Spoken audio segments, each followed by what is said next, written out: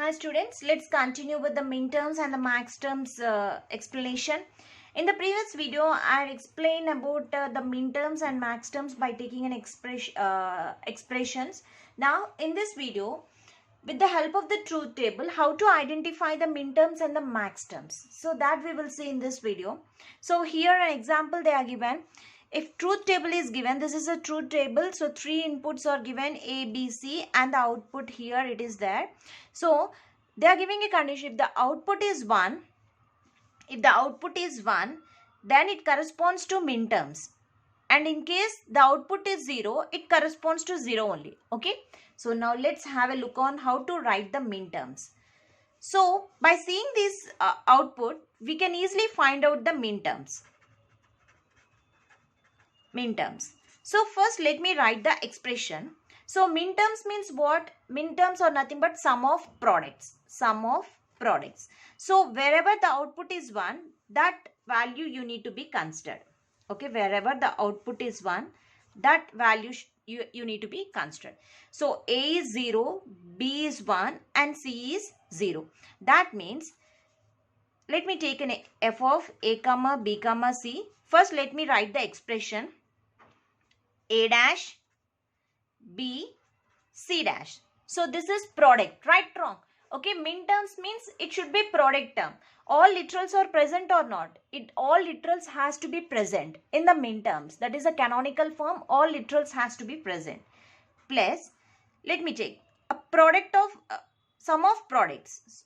Okay, so that's why you need to take plus. So the next is where here the output is 1. So that you need to be considered. So 1, 0, 1. 1 means A, 0 means complement, 1 means uncomplement. Okay, again plus. So this you need to be considered. A, B, C dash plus and the final one A, B, C. So now write to the minterms here, it's nothing but M2. So this is nothing but 0, 1, 0. 0, 1, 0, it's nothing but M2 plus M5 plus M6 plus M7. Okay, M6 plus M7. So you can represent the minterms as F is equal to sigma M 2, 5, 6, 7. So this is the way you have to write the minterms by seeing the table. Now let's find out the max terms. So the max terms means wherever the zeros are there, those inputs you need to be considered.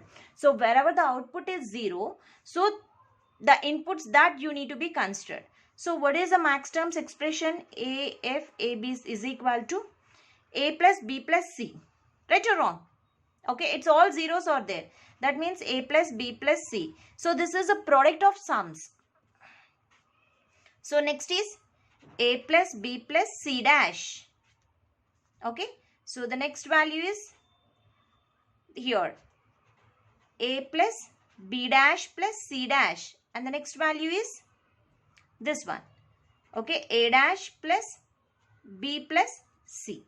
So now finally what are the max terms? F is equal to pi M. So A plus B plus C it's nothing but a 0. A plus B plus C dash is nothing but a 1. That means 0, 0, 1. It's nothing but a 1, right? So 0, 1, 3, 4. So this is a max term and this is a min term. So by seeing the truth table, you can easily find out what is a min term and what is a max term also. So first take the truth table and consider wherever the 1 is there and try to implement the min terms there by writing the Boolean. First write the Boolean expression. Write the Boolean equation and represent it in the min terms. Okay. And then wherever the output is 0, that you need to be considered for the max terms. So that's it. So you can directly write without writing the expression also. By seeing here only you can easily tell. So here this is nothing but a 2 and 2, 5, 6, 7. So 2, 5, 6, 7 are nothing but the min terms, and the rest of the things are max terms. That's it. So without writing these expressions also, you can easily find out what are the min terms and what are the max terms. But for writing the academic exams, you need to write step-by-step procedure. So if you are doing the competitive exam, then you can directly find out. By seeing the truth table, you can easily find out what are the min terms and what are the max terms. Okay. Thank you.